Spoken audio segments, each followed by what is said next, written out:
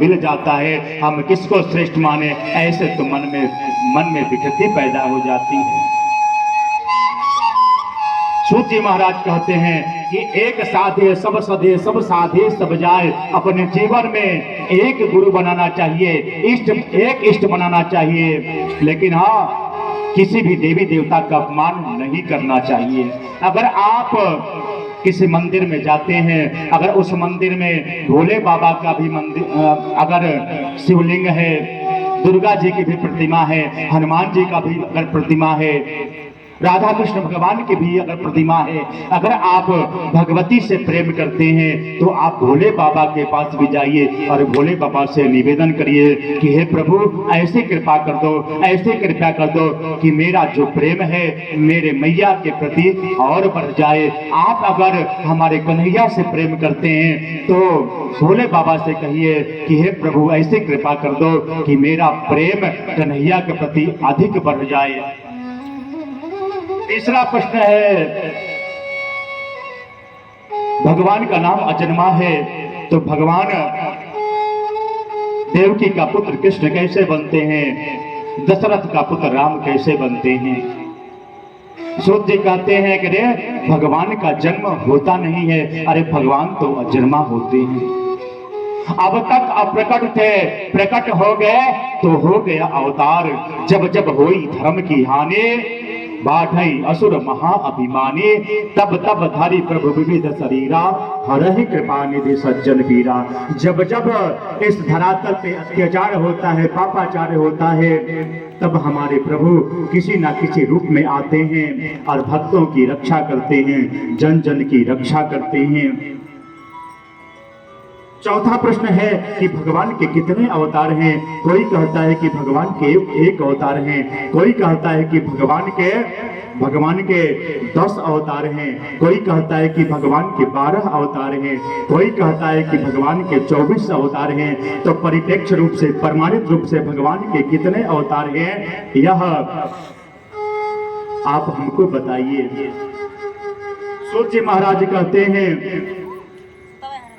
अरे भगवान के तो 24 अवतार हैं। सनक सनंदन सनातन और सनत कुमार यह प्रथम अवतार है। वाराह अवतार, संत नारद जी का अवतार, नारायण भगवान का अवतार, भगवान श्री कपिल देव जी का अवतार, दत्तात्रेय का अवतार, यज्ञ भगवान का अवतार, ऋषभ अवतार, पृथु अवतार, मत्स्य अवतार, कच्छप अवतार, धनवंतरी अवतार, मोहिनी अवतार, श्री नरसिंह भगवान का अवतार, वामन भगवान का अवतार, श्री परशुराम जी का अवतार, महर्षि वेदव्यास जी का अवतार, आदरणीय प्रभु श्री राम जी का अवतार, श्री बलराम जी का अवतार, मेरे कन्हैया का अवतार, हरि अवतार, हंसावतार, बुद्धावतार और कल्कि अवतार, यह 24 भगवान के अवतार हैं। लेकिन परिपूर्ण तो 2 ही अवतार हैं, रामा अवतार और कृष्ण अवतार। राम कृष्ण तो एक हैं, अंतर नहीं निमेश, इनके नयन गंभीर हैं, इनके जपल विशेष। और जो भगवान को अलग अलग रूपों में देखता है वह भगवान के अंग को छिन्न भिन्न करता है। ऐसा भागवत में बतलाया गया है। भगवान अपने मुख से स्वयं कहते हैं, बुद्धिर गणेश मम चक्षुवर्गः, शिवो ममात्मा मम शक्ति आद्या, विवेद बुद्ध्या मयि ते भजन्ति, ममांगहीनाम कलयन्ति मूढ़ा। मैं बुद्धि में मैं गणेश हूँ, और नेत्रों में मैं चक्षु हूँ, और आत्मा में शिव हूँ, और शक्ति में भगवती दुर्गा हूँ। विभेद बुद्धिया, जो भक्त अलग अलग भावों से देखता है वह मेरे अंगों को छिन्न भिन्न करता है। कलयन्ति मूढ़ा, जो मूर्ख व्यक्ति होते हैं वह मुझे अलग अलग रूपों में देखते हैं। मैं तो वास्तव में एक ही हूं। इसके बाद समय को देखते हुए मैं प्रसंग को यहीं विराम करने जा रहा हूं।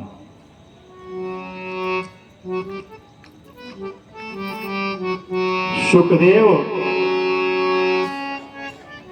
सूत जी से एक ऋषि पूछते हैं कि महाराज आप व्यास जी की चर्चा कर रही हैं, यह व्यास जी हैं कौन?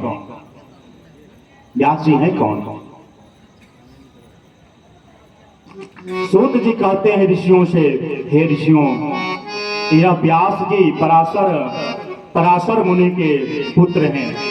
एक बार पराशर जी नौका विहार करने के लिए नाव में सवार होते हैं।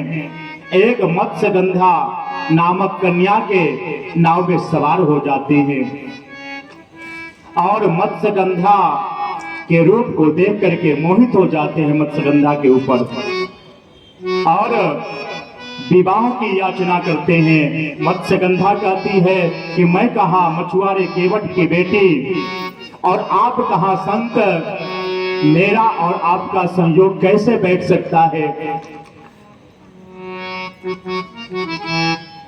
पराशर जी कहते हैं, देवी तुम चिंता मत करो, तुम्हारे गर्भ से भगवान का अवतार होगा और मत्स्यगंधा के गर्भ से हमारे व्यास जी का अवतार होता है।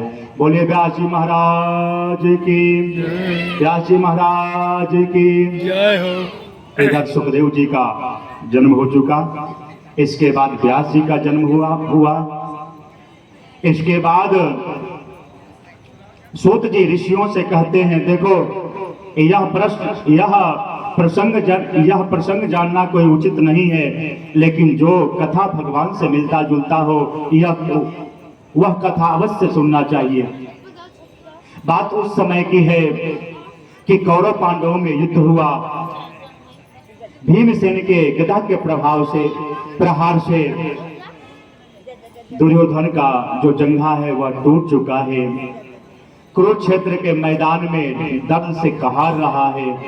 उसी समय अश्वत्थामा आता है और कहता है, मित्र तुम्हें क्या हो गया?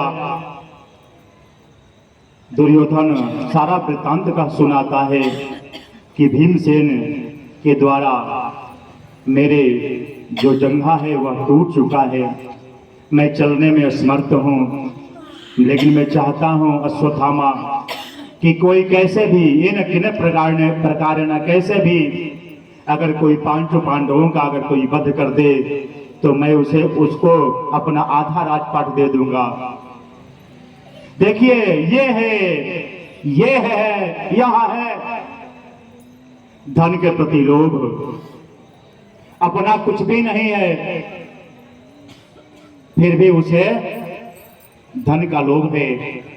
मृत्यु के सैया पे लेटा हुआ है दुर्योधन, फिर भी आधा राज देने की बात कर रहा है। अश्वत्थामा कहता है, मित्र तुम चिंता मत करो, अभी मैं जा रहा हूँ और पांचों पांडवों का सर काट करके लेकर के आ रहा हूँ और आपको दे दूंगा, आपके सामने मैं लेकर के आ रहा हूँ। दुर्योधन कहता, रे यह तुम क्या बोल रहे हो? अरे तुम्हें पता भी है पांचों पांडवों का रखवाला कन्हैया है, तुम कैसे मार सकते हो पांचों पांडवों को? अश्वत्थामा कहता है, मित्र तुम चिंता मत करो, अभी मैं गया और पांचों पांडवों का सर काट करके तुम्हारे पास लेकर के आ रहा हूं। अश्वत्थामा जाता है और जैसे ही कन्हैया को सारा समझ में आ जाता है बात, कन्हैया पांडवों से कहते हैं कि यह स्थान अपनी सुरक्षा के लिए उचित नहीं है, हम लोग कहीं अन्यत्र चलते हैं।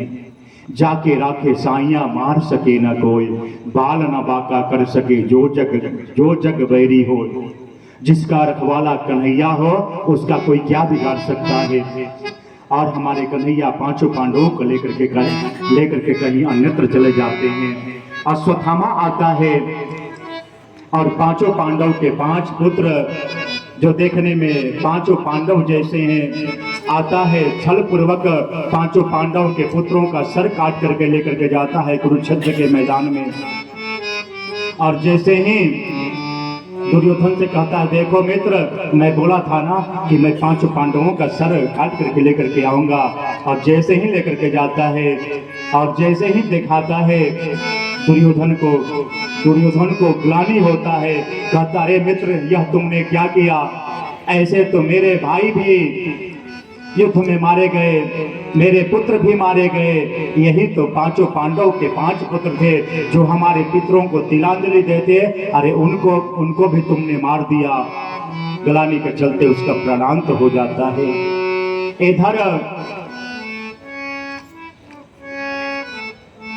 जब द्रौपदी को पता चलता है, द्रौपदी कुरही के भांति रोना शुरू करती है, कहती है